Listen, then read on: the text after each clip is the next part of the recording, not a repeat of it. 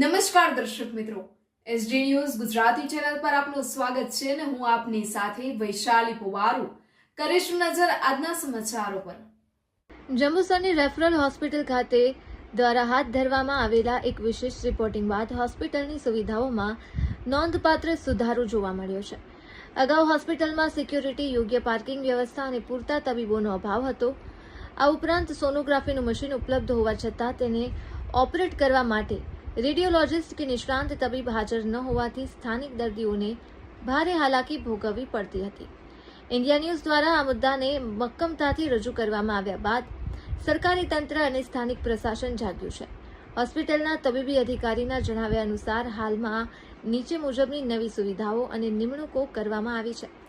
સરકારશ્રી દ્વારા તાત્કાલિક ધોરણે 2 નવા તબીબોની ફાળવણી કરવામાં આવી છે, જેથી દર્દીઓની સારવારમાં સરળતા રહે। હોસ્પિટલમાં સુરક્ષા અને પાર્કિંગની વ્યવસ્થા જાળવવા માટે જંબુસર ડીવાયએસપી દ્વારા એક હોમગાર્ડના જવાનની સિક્યુરિટી માટે નિમણૂક કરવામાં આવી છે। સોનોગ્રાફી વિભાગ માટે નિષ્ણાંત તબીબની વ્યવસ્થા કરવામાં આવી છે।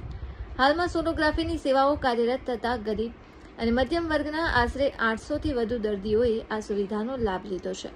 આ અંગે સ્થાનિક અગ્રણી યુસુફભાઈ ગોરીએ ઇન્ડિયા ન્યૂઝ ચેનલનો આભાર માનતા જણાવ્યું હતું કે ચેનલ દ્વારા દર્દીઓની સમસ્યાઓને વાચા આપતા જ સમાચાર પ્રસિદ્ધ કરવામાં આવ્યા હતા।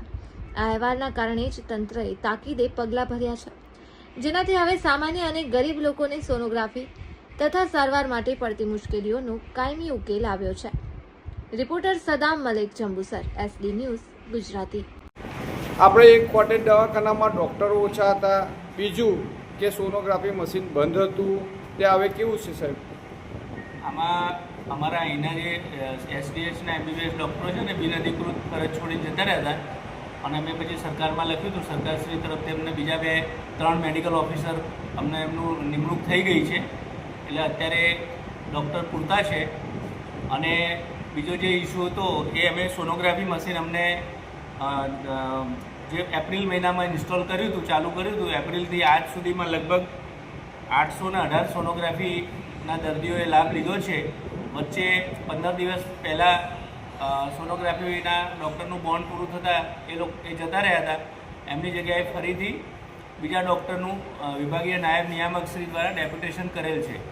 એકચ્યુઅલી અમારે અહીંયા સોનોગ્રાફીની પોસ્ટ નથી, પણ સોનોગ્રાફી મશીન છે, એટલે વિભાગીય નાયબ નિયામક શ્રી તરફથી ડેપ્યુટેશનથી કામગીરીની વ્યવસ્થા કરેલ છે।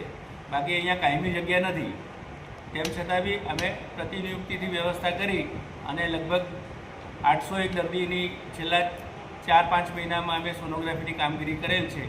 અને પાર્કિંગના પ્રશ્નો બી, સિક્યોરિટીની જગ્યા માટે અમે આ વખતે રોગી કલ્યાણ સમિતિમાં ઠરાવ કરી અને સિક્યોરિટીની પોસ્ટ માટે સરકારશ્રીમાં દરખાસ્ત કરવાના છીએ કે જેથી પાર્કિંગની વ્યવસ્થા જળવાઈ રહે। અમારી પાસે 2 જ સિક્યોરિટીની પોસ્ટ છે, જેની કામગીરી અંદર લેવામાં આવે છે, એટલે પાર્કિંગમાં અમે અહીંના ડીવાયએસપી સાહેબ થ્રુ હોમગાર્ડ્સની વ્યવસ્થા કરેલ છે। તો એ લોકો હવે નિયમિત રીતે આવે છે અને પાર્કિંગમાં બી કોઈ અવ્યવસ્થા જેવું હોતું નથી। બધું રેગ્યુલર અને સારી રીતે કામગીરી થાય છે। આ ઇન્ડિયા ન્યૂઝ અને અમારા પ્રત્યનથી અને અન્ય ઘણા લોકો અને ઘણા પત્રકારો શ્રીએ બી અમને જે મીડિયાવાળો સહકાર આપેલું છે, તે બદલ આ લોકોનો જે પડઘો પડ્યો આખા તાલુકા અને જિલ્લાની સમગ્ર ગુજરાતમાં એનો પડઘો પડે, તેથી કરીને આ અમારા પ્રત્યેથી જ્યાં સોનોગ્રાફી ચાલુ થયું હતું કે અનેક ગરીબ દર્દીઓ આજે હમણાં હાલમાં બી લાઇનમાં જ છે અને હવે 2 દિવસ લીધું લાભ, પછી શનિવારે બી અમે એને ઇન્ક્વાયરીમાં આવીશું। ખરેખર આ કામ ચાલુ થઈ ગયું છે અને એમના પ્રત્યેથી જે કંઈ બી અમને લાભ મળ્યો, મીડિયાનું બી બહુ અભિનંદન પાઠવીએ છીએ। ડિસ્ટ્રિક્ટ હોસ્પિટલના સ્ટાફનું બી અમે અભિનંદન પાઠવીએ છીએ। એ બદલ હું બધાનો આભાર માનું છું। જય હિન્દ, જય ભારત।